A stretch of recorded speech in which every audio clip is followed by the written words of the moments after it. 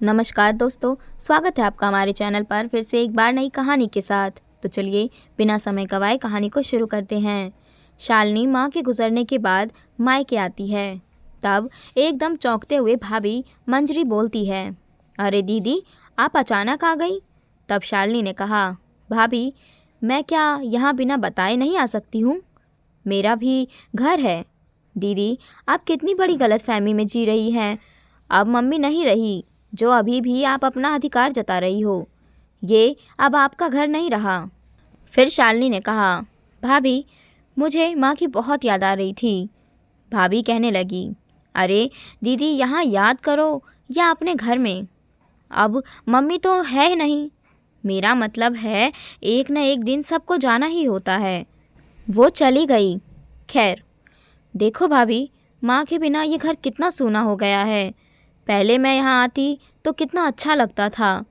तब मंजरी भाभी कहती है, नहीं तो मुझे नहीं लगता कि घर सूना हो गया है। जाने वाले को तो जाने से कोई नहीं रोक सकते। एक न एक दिन सबको इस दुनिया से जाना होता है। बस केवल यादें ही रह जाती है। अच्छे कर्म करो तो सबके दिल में बसे रहते हैं। यदि बुरा व्यवहार रहे तो कड़वी यादें ही रह जाती है। वो कोई याद करना नहीं चाहता। आप बैठो, मैं पानी लाती हूँ। अब शालिनी चारों ओर देखकर रोने लगती है। वह बहुत दुखी होती है। माँ की फ़ोटो के आगे रोकर कहने लगती है, माँ मुझे तुम्हारे यहाँ बहुत कमी लग रही है। तुम्हारे रहने पर यही घर मुझे अपना लगता था। आज यहाँ आई हूँ तो मुझे तुम्हारे बिना पराया घर लग रहा है। ऐसा क्यों माँ? माँ के रहने तक ही मायका होता है। तभी भाभी पानी लेकर आती है और, अरे दीदी, आप तो रो रही हो। ये अपने कर्मों का फल ही तो होता है, इसीलिए आपको पराया घर लग रहा है। आप मेरे दिल तक पहुंच ही नहीं पाए। ये क्या कह रही हो भाभी? तब मंजरी भाभी कहती है, भूल गई आप कैसे आप मुझे परेशान करती थी। मम्मी जी और आपने मेरा जीना मुश्किल कर दिया था। अगर कोई साड़ी आपको मेरी वाली पहननी हो तो तब मेरे मना करने पर आप कैसे मम्मी से मेरी शिकायत करती थी। उन्हें बोलकर मैं नहीं दे रही हूँ और बिना मेरी मर्ज़ी के ले लेती थी। और क्या क्या याद दिलाऊं। मेरी तबीयत भी ठीक ना हो तब पर भी मुझसे काम कराया जाता था। और तो और मुझसे आप दोनों ने मेरी आज़ादी छीन ली थी। यहाँ तक कि मायके भी जाना हो तो मम्मी के बिना मर्ज़ी के नहीं जा सकती थी। दीदी, आपने और मम्मी ने जो दर्द दिया है वो मेरे लिए नासूर के समान है। उन्हें चाहकर भी नहीं भूल सकती। भाभी, ये सब कुछ क्या कह रही हो? आपको इतना दर्द तकलीफ़ थी मुझसे और मम्मी से। हाँ हाँ दीदी, ये दर्द एक ना एक दिन तो छलकना ही था। वैसे आप यहाँ कब तक रहोगी? मैं अनचाहे रिश्ते को मैं दिल से नहीं निभा सकती। तब शालिनी को अपनी कई बातें याद आने लगी। वो समझ गई कि यहाँ मेरी कोई जगह नहीं है।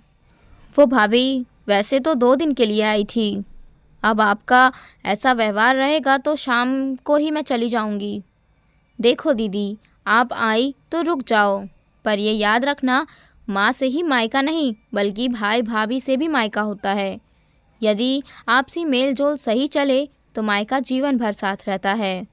एक दूसरे के सुख दुख में हम साथ होते हैं और सदा एक दूसरे से हम संबंध ऐसे बनाए कि वो कभी टूटे ना।